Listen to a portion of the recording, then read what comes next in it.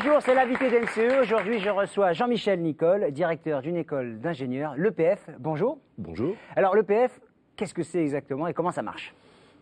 Alors l'EPF, c'est une vieille école française puisqu'elle a été créée en 1925 par une femme, à l'époque où les femmes n'avaient pas accès aux formations d'ingénieurs. Cette école s'est très rapidement appelée l'école polytechnique féminine. Oui, jusqu'en 94. Voilà, jusqu'en 94. Entre-temps, en 1991, elle était devenue une fondation reconnue d'utilité publique, avec une mission de formation, mais aussi le soutien. Des ingénieurs E et des ingénieurs sans E. Voilà, en 94. Absolument. Alors, comment on y entre chez vous? Alors on entre par concours. Ce concours d'ailleurs va changer dès l'année prochaine puisqu'un nouveau concours Avenir. Oui, c'est vrai qu'on peut avoir une vraie actualité. 5 écoles se sont regroupées, des écoles accessibles, 4 écoles qui recrutent après bac. Après le bac, absolument. En quelques mots, Centrale X, c'est sur prépa. Et il y a des écoles qui recrutent sans prépa, c'est le cas de l'EPF. Voilà, les prépas sont intégrés en réalité, donc, puisque le cursus est un cursus en 5 ans, avec un cycle généraliste qui dure entre 2 et 3 ans selon les écoles, et puis ensuite un cycle ingénieur de 2 ans. Alors qu'est-ce qu'on y apprend?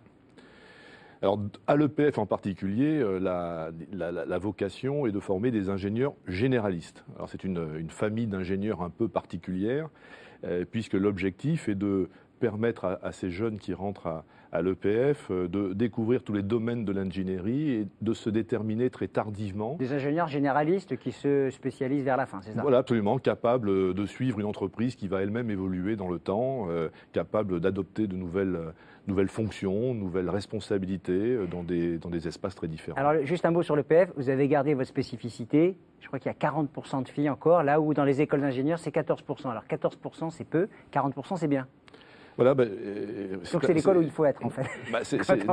C'est une école qui a une particularité, elle est dans la cité, elle est dans un espace qui est un espace très très privilégié. Je pense que les jeunes de cette école sont encore bien sûr présents dans les esprits et il y a en même temps une localisation géographique qui est extrêmement confortable et je pense que les parents sont tout à fait ravis de confier leur fille en particulier donc alors justement, à l'EPF. Qu'est-ce que ça change pour les étudiants, mais qu'est-ce que ça change plus généralement d'avoir plus de filles dans une école d'ingénieurs? Alors il faut reconnaître que les jeunes filles... c'est vrai qu'elles sont bonnes, il paraît qu'elles sont toujours majeures de promo. Elles sont excellentes, elles ont souvent de très bonnes mentions au baccalauréat, et probablement parce que le concours est un concours très sélectif, 1400 candidats, 180 places à peu près. Donc évidemment les meilleurs candidats entrent et très souvent les meilleurs candidats sont des jeunes filles. Et c'est probablement l'une des raisons pour lesquelles le taux de jeunes filles est particulièrement important à l'EPF. Alors j'ai peut-être une candidate pour vous. Le public pose toujours une question, vous le savez. Alors mademoiselle, c'est à vous. Bonjour, je m'appelle Laura.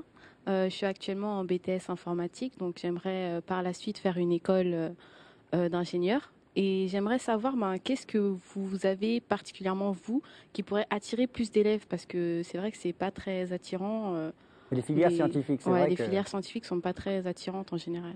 Alors d'abord, je vais d'abord répondre à votre cas particulier. Votre cas particulier, vous allez préparer un BTS informatique. L'EPF a ouvert cette année une formation par l'apprentissage. Et typiquement, donc, nous recrutons des étudiants qui ont un bac+2, dont des BTS informatiques ou des DUT, qui vont intégrer donc un cursus d'ingénieur en 3e année et qui donc en 3 ans vont obtenir le diplôme d'ingénieur. Ça c'est fait pour l'année prochaine d'ailleurs, voilà. Vous savez où vous allez, d'accord? Et vous êtes une jeune fille, nous serons particulièrement ravis de vous recevoir. Alors justement, parce que beaucoup de jeunes filles se détournent des filières scientifiques. Oui. Beaucoup de jeunes se détournent des filières scientifiques, pas en France, mais dans le monde entier. C'est un phénomène mondial, si je puis dire. Pourquoi? Alors que visiblement, ils se placent bien. On a une vie de campus plutôt agréable. On fait des stages à l'étranger. On est placé dans les grandes entreprises.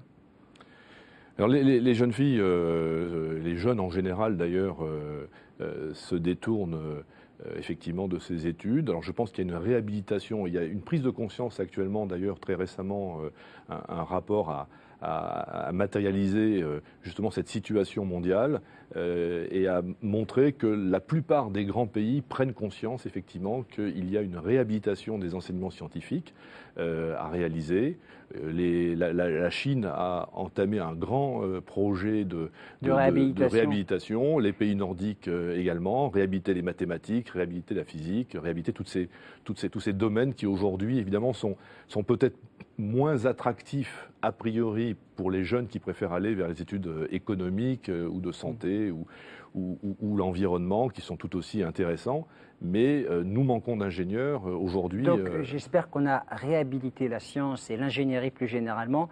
Merci beaucoup Jean-Michel Nicol. Merci je rappelle que vous êtes vous êtes directeur de l'EPF. J'espère. Merci. Si vous souhaitez assister à l'émission, rendez-vous sur notre site mcetv.fr. Au revoir.